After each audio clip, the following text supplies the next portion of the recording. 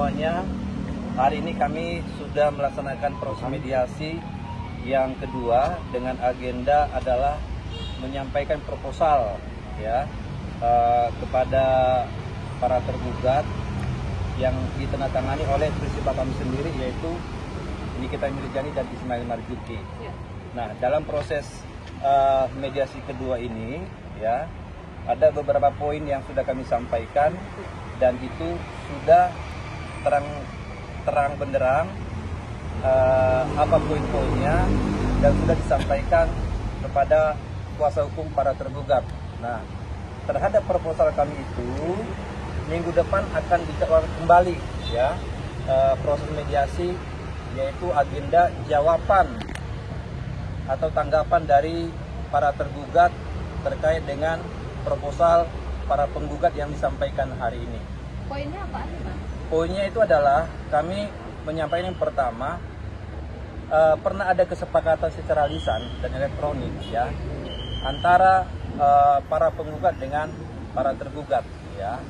Terus kemudian proses kesepakatan itu sudah disepakati ya, periodenya itu 1 tahun ya, 14 November 2024 sampai dengan 14 November 2025 ya. Nah, terus kemudian terkait dengan skema pembayaran, terus kemudian pembayaran sudah dilakukan. Namun dalam perjalanan waktu ya di tengah perjalanan itu kesepakatannya dibatalkan ya.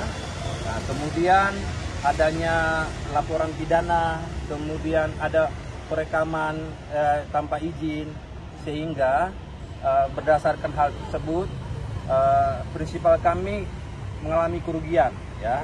Nah, kalau gugatan kami itu di dalam gugatan perbuatan melawan hukum itu kan nilainya 244 miliar ya. Nah, tapi dalam proposal ini kami sampaikan kami ajukan penawaran 200 miliar rupiah ya. Mudah-mudahan ini bisa ditanggapi oleh prinsipal para tergugat.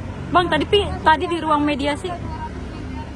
Oh iya, masuk di akal dong. Dari mana datangnya itu? Iya, kan ada kerugian terkait dengan misalkan ini kan harusnya ada perolehan yang diperoleh oleh prinsipal kami ya, dari kesepakatan itu, kemudian muncul persoalan baru adanya laporan pidana, terus kemudian adanya proses tahanan ya, yang tentu kan akan merugikan banyak ya terhadap prinsipal kami. Nah, kami hitung-hitung, kan ini kan dalam proses mediasi, sehingga kan tidak boleh nilainya sama dengan nilai yang di dalam gugatan, sehingga kami sampaikan ke prinsipal kami berapa yang proporsional yang bisa disampaikan. Nah, prinsipal kami menyampaikan nilai itu, dan mereka yang tanda tangan, bukan kami sebagai kuasa hukum, yaitu Nikita Mirzani dan Ismail Marzuki. Bang, mungkin tadi sempat juga bersih tegang di dalam ruang mediasi, mungkin ada apa sih Bang? Oh, itu biasa. Jadi ini kan sebenarnya dimulai dari kesepakatan untuk pelaksanaan mediasi di pukul 1 ya, pukul 13 waktu Indonesia Barat.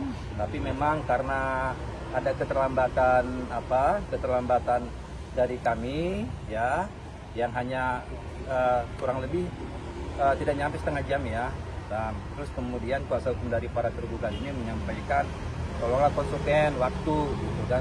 Sampaikan bahwa bukan kami tidak konsekuen, memang kita tidak bisa prediksi jalanan Jakarta ya kan. Jadi itu saya kira hal yang biasa ya, jadi nggak usah terlalu dipersoalkan ya. Tapi dipersoalkan Bang dan bilang akan menggugat Bang masalah soal waktu dan kayak ya silakan, jadi itu hak mereka ya. Kalau misalkan mereka melakukan gugatan yang baru lagi, silahkan, kami siap untuk menghadapi itu ya. Mungkin hasil di dalam bagaimana Bang?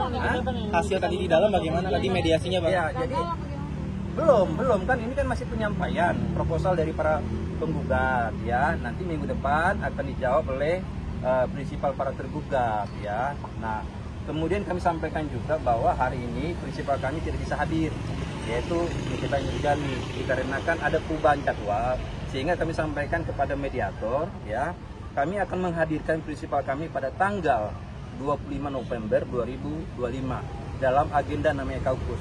Yang kedua, kami juga berharap ya prinsipal dari terbuka juga dihadirkan ya supaya sama-sama ya.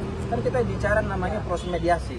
Jadi jangan juga prinsipal kami dihadirkan, kami hadirkan, tapi prinsipal dari tergugat tidak dihadirkan, nggak fair dong.